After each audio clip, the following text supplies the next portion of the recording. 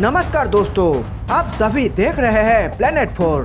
दोस्तों, 31 अगस्त की सुबह अमेरिका पूरी तरह से अफगानिस्तान को छोड़कर चला गया, लेकिन जाते जाते इतनी बड़ी चूक कर गया कि उसका खामियाजा पंजिशिर को भुगतना पड़ेगा। अमेरिका भारी मात्रा में सैन्य उपकरण को छोड़कर चला गया है। उन उपकरणों की कीमत को सुनकर आप सोच में पड़ जाएंगे। इसकी कीमत इतनी है कि इसका उपयोग पाकिस्तान आर्मी 10 साल तक कर सकती है और भारत के तीनों सैनिक एक साल में इतने सैन्य उपकरण का उपयोग करते हैं। इसकी कीमत $80 बिलियन है। इस कीमत का अंदाजा इस बात से आप लगा सकते हैं कि भारत सरकार हिंदुस्तान की तीनों सेनाओं पर सालाना केवल 70 बिलियन का फंड देती है। सोचिए आप, पाकिस्तान के सेना पर 10 साल में $80 बिलियन खर्च किया जाता है। अब इतनी बड़ी गलती अमेरिका ने की है जिसकी उसको माफी भी नहीं मिल सकती है। पूरी दुनिया में अमेरिका का राष्ट्रपति बाइडेन की इसको लेकर किरकिरी भी हो रही है, लेकिन इन सब के बीच अमेरिका कह रहा है कि उसने घातक सैन्य उपकरणों को अफगानिस्तान छोड़ते वक्त डिफ्यूज यानी कि निष्क्रिय कर दिया था। अगर अमेरिका ने वास्तव में ऐसा किया है तो कुछ तो ढंग का काम किया है। अफगानिस्तान के लोगों को ऐसी उम्मीद तो बिल्कुल भी ना रही होगी। समय से पहले अमेरिका अफगानिस्तान को छोड़कर भाग गया और साथ ही इतने उपकरण छोड़ गया कि तालिबान की ताकत रातों रात हजारों गुना बढ़ गई है। अमेरिका जैसे ही अफगानिस्तान को छोड़कर निकला, तालिबान ने अपना असली चेहरा भी दिखाना शुरू कर दिया है। अमेरिका का आखिरी विमान हवा में उड़ान भर ही रहा था कि काबुल एयरपोर्ट पर धड़ाधड़ फायरिंग शुरू हो गई, मानो जैसे काबुल एयरपोर्ट पर दोबारा हमला हुआ हो। आसपास के लोग फिर से डर के मारे अपने घरों में कैद होने को मजबूर हो गए, लेकिन तालिबान जल्द ही इसको लेकर ट्विटर पर एक पोस्ट किया और काबुल के लोगों को बताया कि मुजाहिदीन अमेरिका के जाने का जश्न मना रहे हैं। लेकिन उधर अमेरिकी सैनिक अमेरिका पहुंचे भी ना होंगे और इधर तालिबान ने पंजिशिर पर अटैक कर दिया। तालिबान और पंजिशिर के बीच संघर्ष रोज बढ़ रहा है। तालिबान के अटैक का पंजिशिर भी अभी फिलहाल मुंह तोड़ जवाब दे रहा है। अभी दोनों के बीच का संघर्ष बराबर का नजर आ रहा है, लेकिन इसमें तालिबान सैन्य उपकरणों में काफी मजबूत दिख रहा है। पंजिशिर की ओर दावा किया गया है कि उसने तालिबान के 300 से अधिक लड़ाकों को मार गिराया है और 50 से अधिक तालिबानों को बंधक भी बनाया है, जिसके कारण तालिबान बखलाया हुआ है और उसने नॉर्दर्न अलायंस के अहमद मसूद को धमकी दी है और कहा कि पंजिशिर के विद्रोहियों को इसकी कीमत अपने खून से चुकानी होगी। पंजिशिर घाटी ही एक ऐसा इलाका है जहां पर अभी तक तालिबान का कब्जा नहीं हो पाया है। पंजिशिर के शेर भी तालिबान के टुकड़े करने की पूरी तैयारी कर ली है, जिसके लिए पंजिशिर की सेना लगातार ट्रेनिंग भी ले रही है। पंजिशिर की घाटी अफगानिस्तान की राजधानी से 150 किलोमीटर की दूरी पर है। काबुल पर तालिबान का कब्जा 15 अगस्त को ही हो गया था।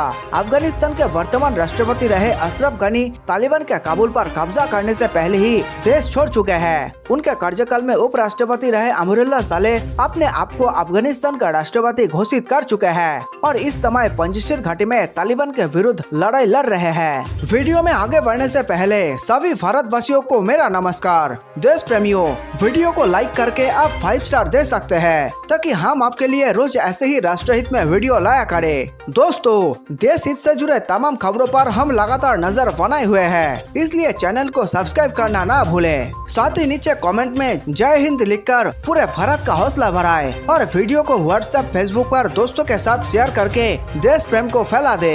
अमरुल्लाह सालेह ने अपने एक संदेश में कहा था, मैं कभी भी और किसी भी हालत में तालिबान के आतंकवादियों के सामने नहीं झुकूंगा। मैं अपने नायक अहमद शाह मसूद की रूह और विरासत के साथ कभी गद्दारी नहीं करूंगा। मैं उन लाखों लोगों को जिन्होंने मुझे अफगानिस्तान के लिए चुना है उनको निराशा नहीं करूंगा और न ही अफगानिस्तान का सर जीते जी झुकने दूंगा।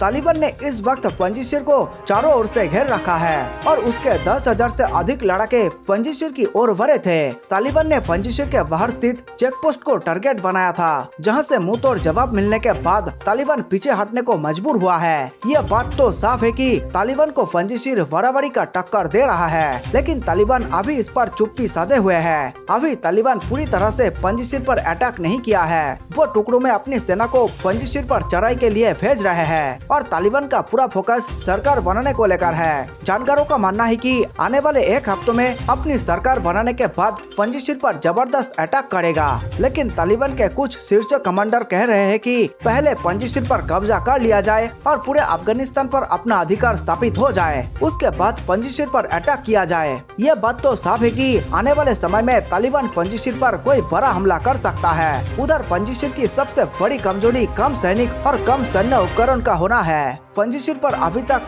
कभी भी तालिबान का कब्जा नहीं हो पाया है। 1999 की जंग में तालिबान को पंजशीर से करारी हार मिली थी। उस समय अहमद शाह मसूद के नेतृत्व में पंजशीर जंग के मैदान में उतरा था। इस बार के जंग में पंजशीर अहमद मसूद के अगुवाई में युद्ध लड़ रहा है। अहमद मसूद अहमद शाह मसूद के ही बेटे हैं। अहमद मसूद ने अमेरिकी अखबार में लिखे अपने लेख में कहा था कि उनको इस समय का अंदाजा पहले से हो गया था और उन्होंने अपने पिता अहमद शाह मसूद के समय से सैन्य उपकरण को जुटाना शुरू कर दिया था। पंजशीर के पक्ष में अभी तक किसी भी देश ने सहयोग का फरमान जारी नहीं किया गया है। उधर तालिबान के पक्ष में अमेरिका, चीन और रूस जैसे देश खड़े हो रहे हैं और तालिबान को जल्दी सरकार का मान्यता भी देने वाले हैं। इधर अमेरिका के 2 सांसदों ने बाइडेन के सामने पंजशीर को अलग राष्ट्र की मान्यता देने की गुजारिश कर रहे थे, लेकिन इस पर बाइडेन की ओर से अभी तक कोई जवाब नहीं आया है। इन सब के बीच तालिबान का कठोर रूप और भी भयानक होता जा रहा है। तालिबान महिला शिक्षा के सख्त खिलाफ है और उसने हजार समुदाय के एक साथ पढ़ने वाले लड़कियों और लड़कों को निशाना बना रहा है और उनके कॉलेज और लाइब्रेरी में तोड़फोड़ की है। यहाँ तक तो ठीक था। तालिबान ने तो सबसे जाहिल काम तो तब किया जब उसने यूएस यूनिवर्सिटी में पढ़ने वाली लड़कियों की खोज करना शुरू कर दिया। यूएस यूनिवर्सिटी में पढ़ने वाली एक लड़की ने बताया है कि तालिबानियों के मैसेज आ रहा कि वो यूएस यूनिवर्सिटी में पढ़ने वाली लड़कियों के साथ दुष्कर्म करेंगे। आपको बता दे, यूएस यूनिवर्सिटी अफगानिस्तान में ही स्थित है, जिसका निर्माण अमेरिका ने करवाया था ताकि पश्चिमी शिक्षा का प्रसार किया जाए। लेकिन अमेरिकी सैनिक के जाने के बाद जो सबसे बड़ा डर था महिलाओं को लेकर, वो अब दिखना भी शुरू हो गया है। इतना ही नहीं, अमेरिकी सैनिकों के साथ काम करने वाले अफगानी नागरिकों को भी तालिबान ने तलाश कर रहा है। तालिबान को संगीत और शिक्षा से सख्त नफरत है। संगीतकारों की भी अफगानिस्तान से उनकी मौत की खबरें आ रही है। दूसरी तरफ अफगानिस्तान के बड़े नेता अंतर्राष्ट्रीय मंच पर अपनी छवि सुधारने लगे हुए हैं, लेकिन जमीनी हकीकत को बदलने को तैयार नहीं है। तालिबान के नेताओं के करनी और कथनी में जमीन आसमान का फर्क नजर आ रहा है। कैसे तालिबान एक लंबी खाई को भरेगा, इस पर अभी कुछ नहीं कहा जा सकता है। अभी फिलहाल भारत तालिबान को लेकर वेट एंड वॉच की स्थिति में है। हाउस फॉरेन अफेयर्स कमेटी के सदस्य और यूनाइटेड स्टेट आर्मी के दिग्गज ली जेल्डिन ने कहा कि अमेरिका के $85 बिलियन के हथियार और उपकरण तालिबान के हाथों में है। अमेरिका ने अफगानिस्तान से अपनी वापसी पूरी कर ली है। कई अमेरिकी अभी भी दुश्मन की रेखाओं के पीछे फंसे हुए हैं। गौरतलब है कि अफगानिस्तान से अमेरिकी सेना को पूरी तरह से वापस बुला लिया है। सोमवार रात को 12 बजे काबुल एयरपोर्ट से आखिरी अमेरिकी विमानों ने उड़ान भरी थी। इसके बाद तालिबान ने काबुल एयरपोर्ट पर कब्जा जमा लिया है। अफगानिस्तान से अमेरिकी सेना की वापसी को लेकर पूरी दुनिया में राष्ट्रपति जो बाइडेन की आलोचना हो रही है। इस खबर पर अपनी राय पूरे अधिकार के साथ जरूर बताएं और देश और दुनिया की बड़ी खबरों के लिए देखते रहिए Planet 4। और हाँ, ये खबर पसंद आई तो वीडियो को लाइक करें और चैनल को सब्सक्राइब करें। मिलते हैं एक नए वीडियो के साथ, तब तक के लिए स्वीकार करें हमारा नमस्कार।